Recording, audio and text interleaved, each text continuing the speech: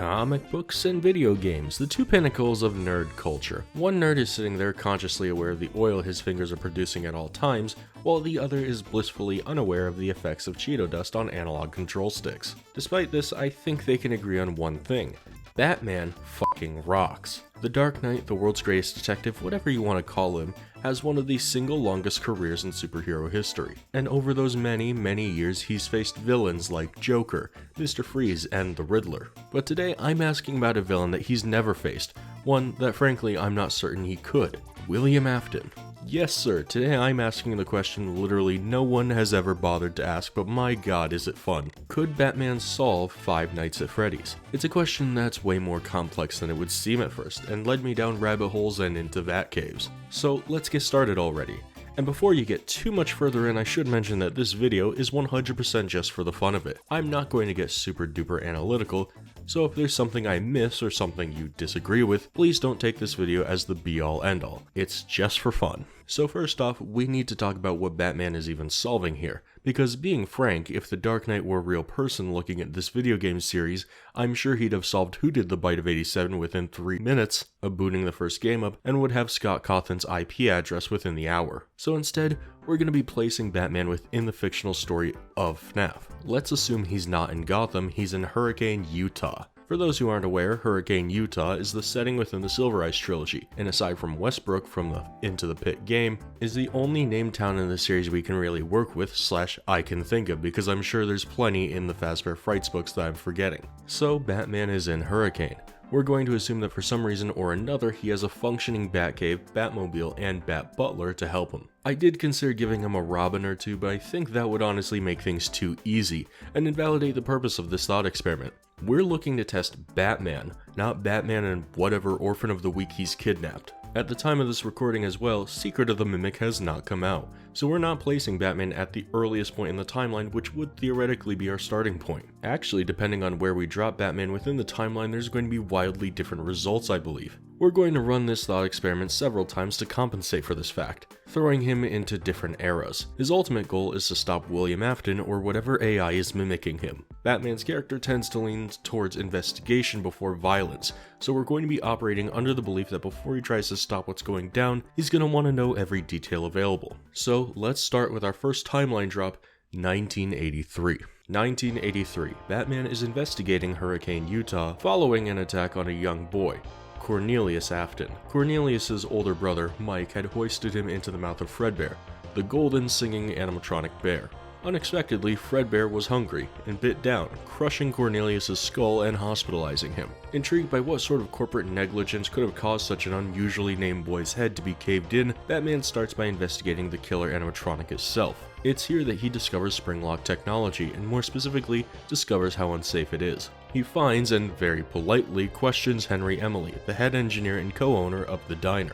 But Henry insists that Fredbear's accident wasn't his fault. It was the fault of his partner William Afton, who had invented spring locks in the first place and regularly taught his employees how to use them. And of course, William was Cornelius's father. Batman had avoided going after him at first, not wanting to believe a father's own negligence resulted in his son's hospitalization. Regardless, he knew now that he had to confront William. However, William is one smart cookie. When Batman finds him, William says he isn't William. He's going by the name Dave Miller, pretending to simply be an employee of Fredbear's during the closing hours. This is pretty much what he did in the Silver Eyes when the heat came down on him, so I imagine he'd do the same thing here once he found out his business partner had been beaten up by a rogue vigilante. Here's the thing though, Batman has an eye for liars, and even when he doesn't, he has a fist for them. So after some more polite chat, Batman realizes the man he's talking to is in fact William Afton, who is aiming to dodge responsibility for essential infanticide. At this point in the story, Batman could turn William in. He's guilty as sin, but he wants to decommission the springlock suits first. Imagine, if you will, Batman beating the ever-loving fuck out of Fredbear and Spring Bonnie in front of William Afton. So yeah, dropping Batman in this early on before there's much of a mystery, he cleans up pretty nicely. What you'll find as we continue is that just like in the real world, the more story we add on to this, the more stressful, dangerous, and impossible it is to crack it's gonna be for our Caped Crusader. Also, during these early periods, there's not so much for Batman to really solve. If you were to only use FNaF 4's given lore, the only thing we really need to know is what happened to the crying child. So in this instance, Batman very easily solves a mystery that I think most sane adults could probably solve anyway.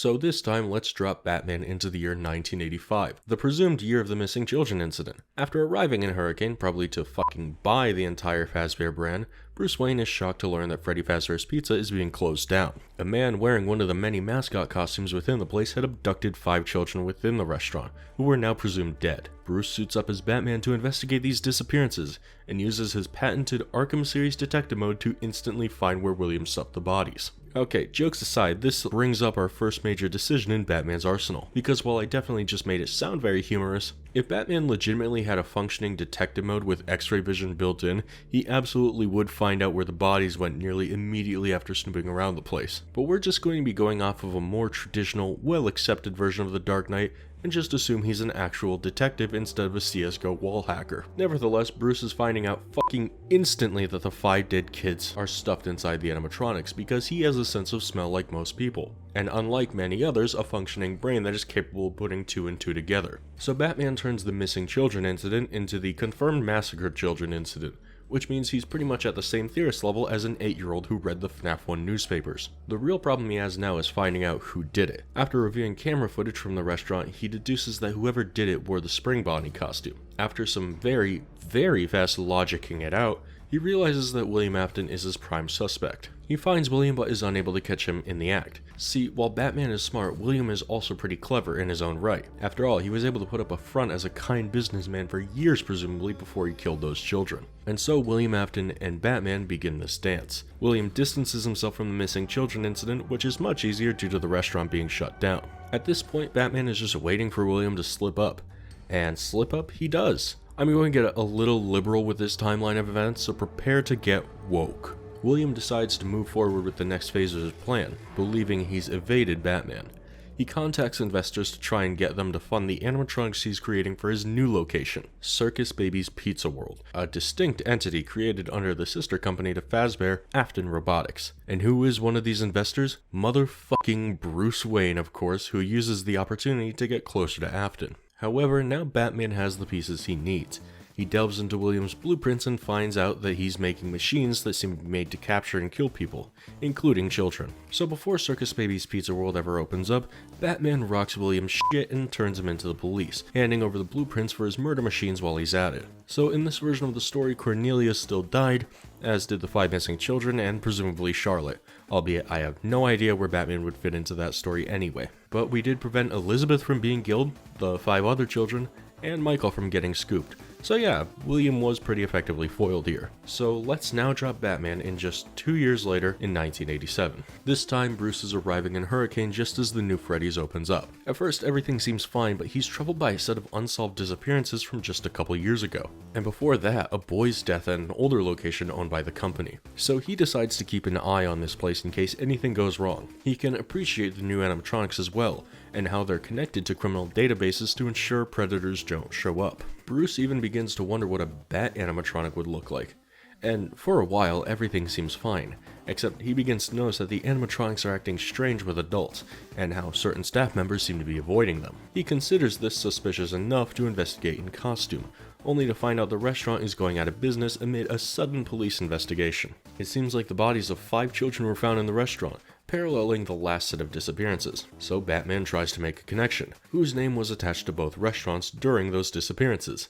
Unfortunately, no one. The original restaurant owners, Henry and William, have both disappeared seemingly. So Batman instead turns to the security footage from the previous location, and the current Freddy's. In order to find out who did this, he needs to first establish that it's the same person. With Batman being an expert on criminal behavior, I feel like it would be pretty easy for him, especially given they're wearing the same fucking bunny suit. So Batman, facing his new nemesis, presumably Bunny Man, needs to find this guy's identity, again quickly coming to the conclusion that it was likely William Afton. However, this is where Batman stumbles into more trouble. William was never officially connected to the new Freddy Fazbear's Pizza, meaning he's either looking at a copycat killer or William using an alias. He goes through employee records before settling on the day guard, Dave Miller. Dave mysteriously vanishes most of the way through the week, and Batman decides to follow him closely, hoping that by finding William he can put an end to the madness. But in finding Dave Miller and turning him over to the police, Batman realizes that trouble is really just beginning. On the last day of operation, one of the staff members of the new Freddy's, a man by the name of Jeremy Fitzgerald, is bitten by one of the older animatronics,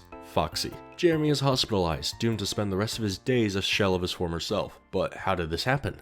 William was behind bars. Batman decides to observe the animatronics himself before they're packed away or destroyed, and it's here he once again finds the bodies of the initial 5 missing children. With the open case now closed and their animatronic bodies destroyed, Batman finishes this version of the story. This time around, William succeeded in killing 11 children in total, the 2 groups of 5 and Charlotte Emily. Cornelius and Elizabeth are also dead by this point, and Jeremy has his frontal lobe bitten off, bookending this story before Michael ever gets involved. This version of the story also relied much more heavily on Batman using his investigative skills to try and find links between the different murders. I also ended up assuming he'd be able to even track down Dave Miller, so if you think this is where he loses and can't solve the case, let me know down below. Our next jump ahead in time is going to be to the year 2003. This is the year I believe the first FNaF game happens, and it's also the year the movie uses. And for the sake of this video in specific, we'll be operating under the belief that William is spring-locked after the events of this game. So Batman is once again in Hurricane, where a man named Mike Schmidt has just been hired to work at Freddy Fazbear's Pizza, a magical place where fantasy and fun come to life. The only flaw now is finding out why this year specifically would be the year Batman investigates the place. So I decided that he would be investigating the death of the phone guy, Ralph. Batman finds out about Ralph's death through obituaries in the Hurricane paper, and he's curious how it happened. More specifically, where's the body? He finds out Fazbear Entertainment has already hastily obscured that detail from the public eye, but it doesn't take long for him to find the tapes Ralph left behind on the answering machine. Realizing the animatronics are to blame for this, Batman now needs to find out what happened to Ralph, and what made the animatronics do this. He listens back to the tapes and realizes Ralph spelled it out for him. He's been stuffed into an animatronic suit. He hacks into Fazbear Entertainment's corporate computers to get an idea of where they'd be hiding dead bodies, and discovers where Ralph's body ended up. It's already been taken care of. The suit, along with Ralph's body, has been melted down into a substance to be used by one William Afton. Batman doesn't know this part yet, he only knows that Ralph's body has been disposed of via fire and burning. By now he has enough information to take down the entire company and have everyone at the top arrested. But he also has a night guard to save. Mike's headed back for one final night, his 6th night, and it's up to Batman to stop the animatronics. At this point, Batman had not been up close to them, and so he's surprised at the smell and appearance. However, Batman's not aware of the missing children incident, something the company has spent many years of their history denying, refusing to acknowledge, and covering up. So when Batman goes toe-to-toe with these robots, he's surprised at their surprisingly supernatural abilities. One by one, he's able to deactivate them and saves Mike, at a cost to Mike getting fired for letting someone in and letting said someone break their robots. However, when this happens, Batman finds the corpses of 4 children, bringing the scandal to light once again. William Afton had been planning to return to Freddy's once the restaurant closed, but now he's forced to operate ahead of schedule. He returns to Freddy's that night and tries to collect the animatronic endoskeletons of the main 4. Only to be confronted by Batman. At first, Batman's not sure who he's looking at, but regardless, they need to be interrogated. Frightened, William runs for a hidden safe room, wherein he decides he'd rather go out in his own way than be taken into custody. He wears the Spring Bonnie costume and forces the spring locks to go off, dying in front of the Dark Knight. William's body is brought in for a forensic examination, where they can't seem to separate the flesh from the suit. Fazbear's executives and management are arrested for covering up Ralph's death within the restaurant, and William is buried in the Spring Bonnie suit, with a horrified Mike Schmidt in attendance to the funeral, or rather, a horrified Michael Afton. So in this version of the story, Batman discovers everything about Fazbear Entertainment's past with covering things up, and we even through him bearing witness to William's death. However, all the murders still happen, so for the first time in this video, Batman did not save anyone who would have canonically died otherwise. But hey, little victories, right? But I know what you want to see. You want to see Batman go toe-to-toe with Springtrap himself. So we're making another stop, 30 years after Freddy's closes down in 2033. Yes, for this video I'm saying FNaF 3 happens in 2033. Is this what I think happens in the actual game's timeline? I don't really know, but I'm rolling with it. This time around, Batman is investigating the fire that burnt down Fazbear's Fright, a horror attraction centered around the rumored history of Fazbear Entertainment and more specifically, Freddy Fazbear's Pizza. Batman decides to listen through the last place calls to the attraction, while he has Alfred dig up as much as he can about Fazbear Entertainment. He already suspects that maybe someone involved with the company burnt it down in an arson attempt to protect the company's reputation. But while listening back to the calls placed by the phone dude, whose real name is Banjo, Batman focuses on one line. "We found one. A real one." Batman decides to find Banjo and ask him about the real one they found. Banjo points Batman in the direction of the Freddys that closed down in 2003, where they found a bright yellow rabbit costume that had been hidden in a back room. By now, Alfred has the written history of Fazbear Entertainment on file, including information pertaining to the multiple closings the franchise had over the years, related to police investigations and disappearances. But what Batman is especially interested in now is why there was no yellow rabbit animatronic discovered in the aftermath of the fire. Where did it go? Alfred tells him about disappearances pertaining to someone wearing a mascot costume in the 80s, and Batman deduces that this hidden suit is likely the one the killer wore. It was kept hidden to prevent anyone from finding out who wore it, but through all this time, Batman can't find any names. Freddy's had been owned by a board of shareholders since 1987, and the company had a history of keeping their dirty little secrets tucked away. So he turns to one of the few former owners he can track down, one who's still alive, Henry Emily. Batman asks Henry about the murders in the 80s and who he thinks would be motivated to cover everything up with a fire. Henry retaliates by saying that the fire wasn't a cover-up. It was meant to cleanse everything. He's the one who set the fire, and did so to put an end to his old enemy and his old friend, William Afton. You see, Henry suspected his business partner William of being the one to have killed so many people in their company's history, but he was never certain. One day, William went missing, hidden behind a false wall where he was left to rot. But when Batman went there was nothing in the safe room. He realizes that this real one, the Yellow Rabbit, and William Afton are all the same being, and now he's out there, free with some damage sustained from the fire. So Batman rationalizes the best thing he can do is to try and track William down, and ventures to his old haunts. He visits multiple closed down Freddy's locations before realizing he's going about this wrong. He needs to go where the Springlocks grow, Fredbear's family diner. When he gets there, he finally confronts Springtrap, busy repairing himself to the best of his ability using parts from another Spring Bonnie suit, and the two fight. But Batman is surprised at Afton's strength in the suit, in his head likening him to a foe like Solomon Grundy. But with the tools at his disposal, the fight is all but won. He's able to paralyze Afton with a shock battering, hindering him enough to be taken into custody. And so, the case is closed. Batman revealed Afton as the murderer he is and found out Henry started the fire that destroyed Fazbear's Fright in an attempt to kill Springtrap. This is something that while Batman does not approve of, he's willing to forgive and let Henry get off. This puts an end to this version of the story. We're actually going to be skipping over Pizza Sim and UCN now. Pizza Sim, I feel, would go down too similarly to the last one, and UCN presumably all happens in William's mind, so what's there to solve really? So instead we'll be jumping to the modern era of FNaF, from Help Wanted to the latest point in the timeline, Ruin. And unlike other parts of the timeline where Batman could be solving individual mysteries, the Steel Wool era seems to be much more sequential, as in they're focused on making one big story. Sure, Batman could try solving Help Wanted, but he'd need to do that if he wanted to solve Security Breach anyway, and he'd need to do that if he wanted to solve Help Wanted 2, etc, etc. So I'm just going to treat this as one big version of the story, and it's probably what will end up being the most definitive version because it has the entire history of the series behind it. Batman is once again in Hurricane, Utah, this time after the closure of Freddy Fazbear's Mega Pizzaplex. He's been keeping tabs on Fazbear Entertainment since their sudden resurgence following an unsolved string of murders in the 80s, and the countless rumors and speculations surrounding the company. But if anything, they made light of it with the release of the Freddy Fazbear Virtual Experience, a video game with nothing wrong in it whatsoever. Want me to blow your mind real quick? We technically still don't know the canonical ending of the Freddy Fazbear Virtual Experience, assuming it has an ending at all. The Pizza Party minigame might be it, but that minigame also ends with us seeing Glitchtrap, a character we know did not come from this game in-universe. Technically, we don't know for certain this game ever even shipped out, but for this we'll be operating under the belief that it, as well as the Tales books, are canon events. This release funded the opening of Freddy Fazbear's Mega Pizzaplex, where things were fine for a while. There were stories here and there of things going awry and some case studies that Batman was interested in.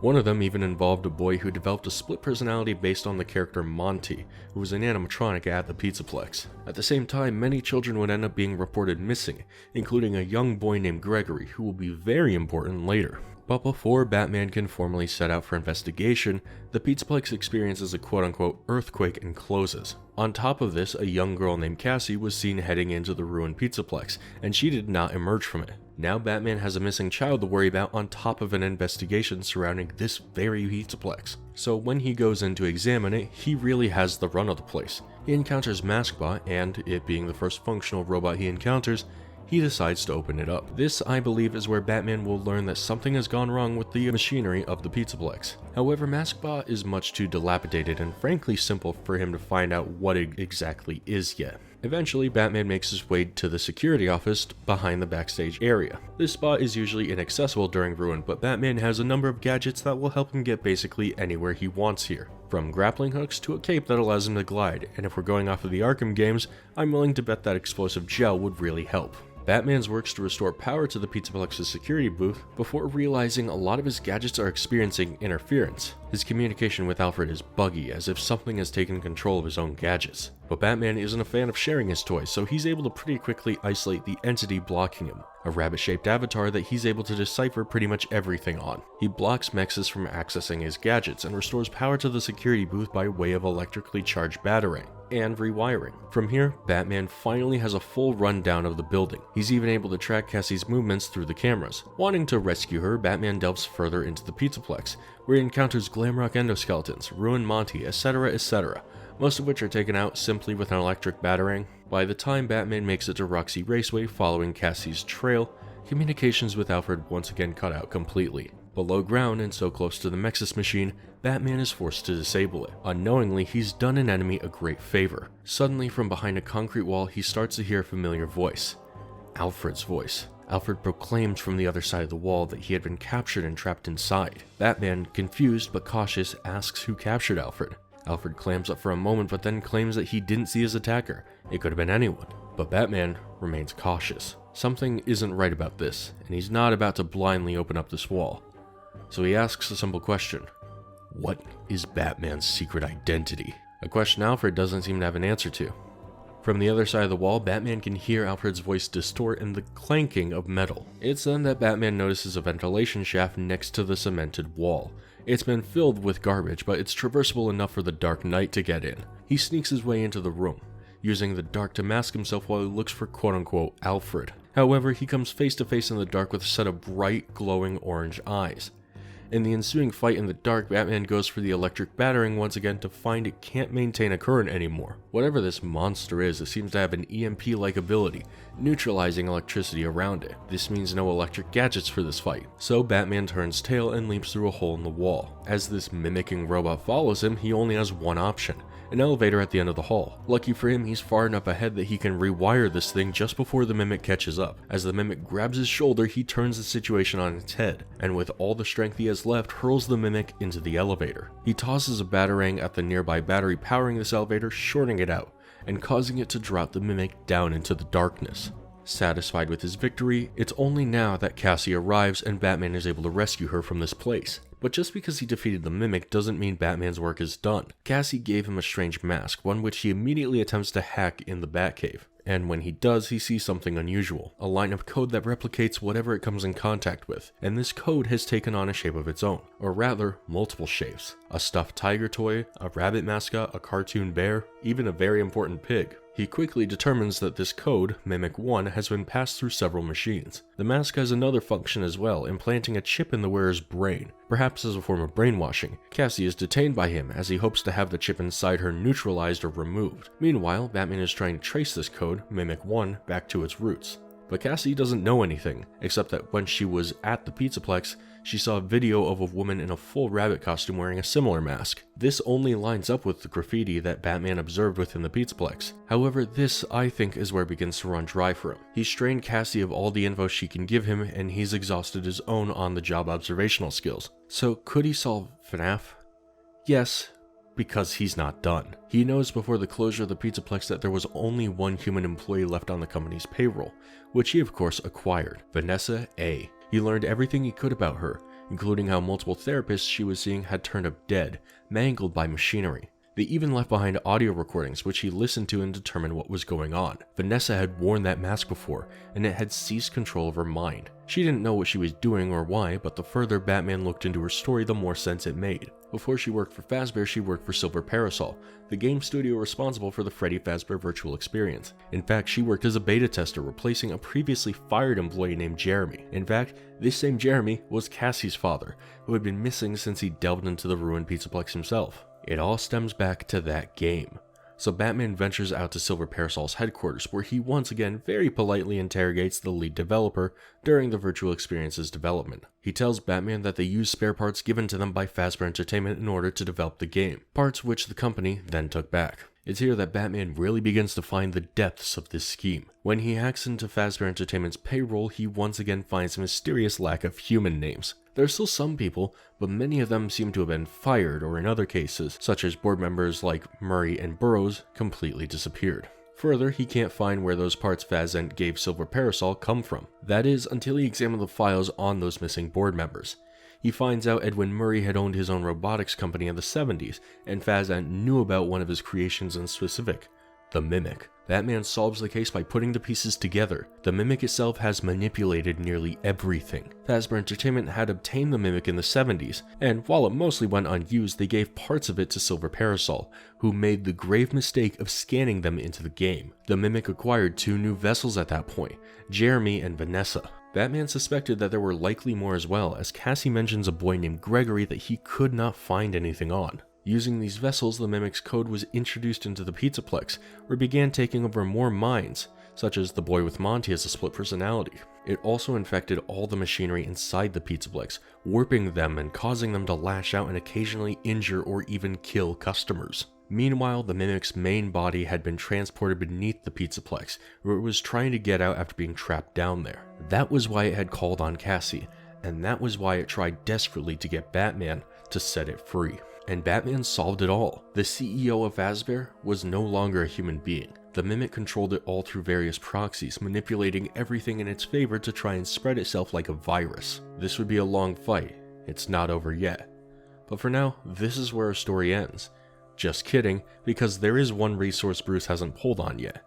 His wealth. The very next day, Wayne Entertainment makes a public statement initiating their intent to buy out Fazbear Entertainment. With Bruce Wayne, or more likely at this point Lucius Fox, running the ship, the Mimic One code's days are numbered. Over a span of months, the Mimic's code is forcefully expelled from every machine, every computer, every chip that it could ever hide in. Bruce knows it inside and out by now, and it's met its technological match. And that is how our story really ends. In any case, I hope you enjoyed watching this video. It's really just an excuse for me to talk about Batman, since I've recently been replaying the Arkham games and reminding myself why I absolutely love them. And if you enjoyed this video and would like to see me talk about even more bullshit, consider letting me know in the comments down below. I am Demuted, be sure to subscribe, and peace.